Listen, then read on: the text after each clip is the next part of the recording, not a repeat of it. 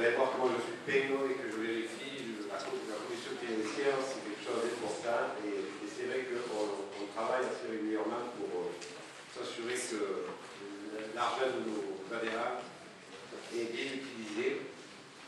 Et il y a quand même quelques petites améliorations à faire et c'est le sujet dont je vais vous entretenir aujourd'hui. Alors, pour faire face aux différents enjeux revendicatifs, notre travail syndical a besoin bien sûr de nombreux militants, mais aussi de moyens financiers dans la cotisation versée par les adhérents est un élément indispensable. En s'acquittant de leur cotisation, les syndiqués financent l'activité et garantissent notre indépendance. La politique financière menée durant ce mandat a permis de faire avancer nos orientations et de mener une activité plus riche. L'élaboration du budget prévisionnel ont permis durant les années 2007, 2008 et 2009 d'améliorer nos bilans financiers et de mieux anticiper nos dépenses et nos ressources. La Commission durant son mandat fait un certain nombre de propositions. Certaines ont été reprises. L'achat plus réfléchi de publications juridiques pour diminuer les dépenses, l'ouverture de comptes épargne pour mettre en place un fonds de réserve compte qui a tous les intérêts et fait diminuer les frais de commission bancaire, le remplacement d'une partie du parc informatique vieillissant afin de travailler dans les meilleures conditions et d'optimiser nos tâches.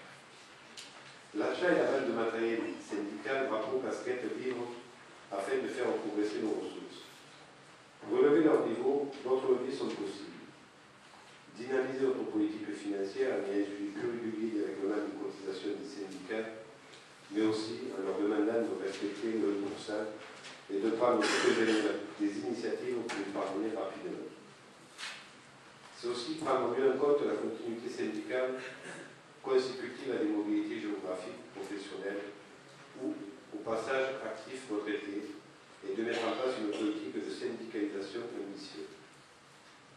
C'est aussi en réfléchissant à des ressources extraordinaires, cela fait partie de la réflexion qu'aura amené la prochaine membre de la commission financière de contrôle et ceux de la commission exécutive durant le prochain mandat.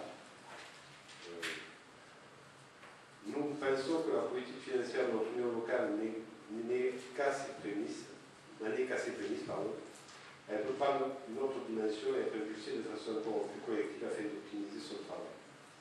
Nous remercions Alain, le trésorier, qui a donné les moyens d'accomplir notre mandat. Le contrôle que nous avons effectué nous permet de dire que la trésorerie de notre union